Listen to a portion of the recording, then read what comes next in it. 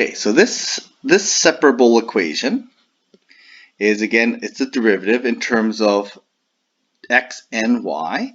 So this is a derivative equation, but it's an implicit function itself. But since it's in the form that it's times and divide on this side, I can separate those variables with the dx and the dy. Okay, some of them we can't, but these ones we can, and these are the ones we're focusing on. So I'm going to do y times dy on this side. And so basically I'm cross multiplying. I'm going to do x times dx on this side. And then I'm going to sum up both these sides. Okay. And I can, since this is compatible, y with dy, x with dx, I can easily integrate this. This becomes y squared over 2. And this becomes negative x squared over 2. And there's a plus c involved. Okay, so this is now my solution to my differential equation up here. And this one, if I rearrange it, I get x squared plus y squared, and that's equal to, and I times both sides by 2c. In fact, this general solution is a circle equation where 2c is my radius squared. So this differential equation actually is the derivative for a circle. And if I take a look at just the half circle, okay, that we know the half circle formula. It looks like this: y equals square root of r squared plus minus x squared. If I differentiate this to find y prime, we can actually see that we're going to end up with this derivative. Okay, so y prime is equal to 1 over 2 square root r squared minus x squared times negative 2x.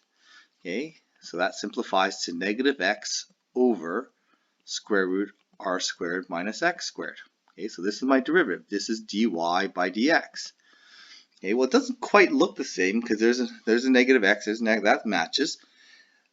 But this is y. But if we take a look at how we defined y, well, there it is. We defined y as r squared minus x squared square root. So in essence, this is equivalent to negative x over y. And that negative x over y equation calculates slope, just like this function would have calculated slope. So the general solution to this differential equation is actually a circle. Okay, and we can see that's true because when we differentiate half a circle, we do get that same derivative.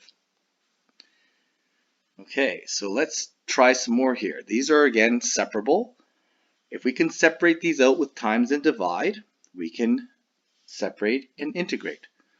So we want to put the y's on the dy side, and I want to put the x's and the dx's on the other side.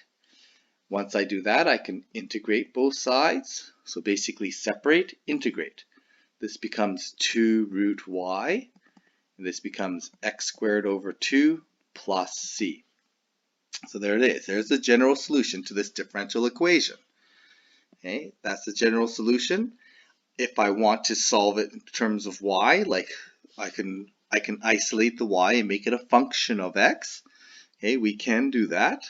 Okay, some of these are really difficult algebraically, but this one, some of these are fairly straightforward. So we're going to end up with, well, let's do a couple steps here. We end up with root y equals x squared over 4 plus c over 2.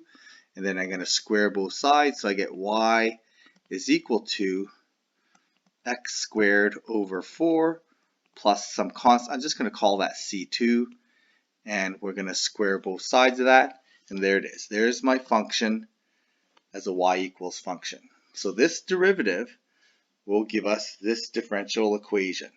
If we differentiate this, it'll give us this differential equation here.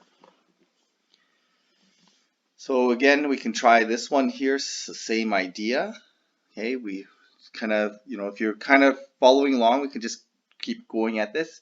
If you're having a hard time kind of digesting this, go back a little bit, rewind this a little bit, and go back and kind of think about what we've just been doing. We've been separating the variables. In essence, this is a Riemann sum here, an equivalent Riemann sum here, and we've been summing up both sides, and this generates a y expression, this generates an x expression. Okay, so we'll move on to this one. this is going to be dy. I separate the y to this side, so I divide. Okay, the dx comes to this side. Okay, this square root x stays on the bottom. Integrate. This becomes log y. This becomes 2 root x plus c. Okay, so there's our derivative, sorry, our antiderivative. This is our general solution to the differential equation. And we can, if you want, we can again make this into a y equals equation by converting it to its exponential form. Okay, and again, this plus c, and I'm going to show you the steps here. Whenever we have this converted into the exponential form, really we can write this as e to the c times e to the 2 root x. Okay, so that plus c, okay, shows up as, so if we're adding exponents, we're multiplying exponents of the same base. So we can rewrite this same y value as, we'll just change that to k, and it's a coefficient on this expression. Okay, so there it is. Okay, so there's my k value. Now it's perfectly fine to write it like this. It's perfectly fine to leave it in its implicit form. But sometimes we will solve for that k value in this way.